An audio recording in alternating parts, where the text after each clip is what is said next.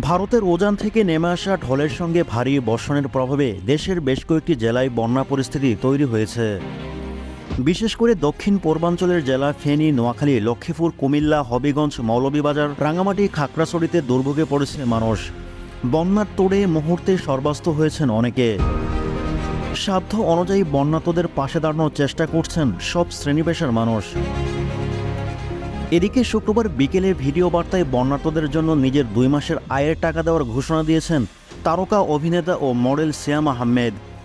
একই সঙ্গে সিয়ামের স্ত্রী শাম্মা রুফরি অবন্তী তার 1 মাসের আয়ের টাকা বন্যার্তদের দান করেছেন।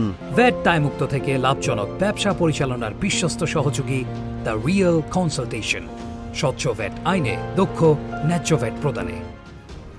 ভিডিও বার্তায় সিয়াম বলেন, গতকাল একটি ছোট্ট বাচ্চা তার জমানো 14,500 টাকা পুরোটাই বন্যার্তদের জন্য ডোনেট করেছেন। এটাই আমাদের বাংলাদেশের সৌন্দর্য। তিনি বলেছেন, আমরা যদি আমাদের নিজেদের জায়গা থেকে নিজেরা পদক্ষেপ নিতে পারি তাহলে সবই সম্ভব। সে জায়গা থেকে আমি সিদ্ধান্ত নিয়েছি আমি আমার এই মাস ও মাসের শেষের ইনকাম ডোনেট করতে যাচ্ছি। কিছু টাকা আমি ইতিমধ্যেই বন্যার্তদের জন্য সহায়তা করেছি, বাকিটা এখন দিতে চাচ্ছি। সিয়াম আরও বলেন, দানের বিষয়টি এভাবে বলা উচিত নয়, তবে আমি মনে করি এ সময় এটি বলা দরকার, কারণ এটাতে অনেকে উৎসাহিত হবেন।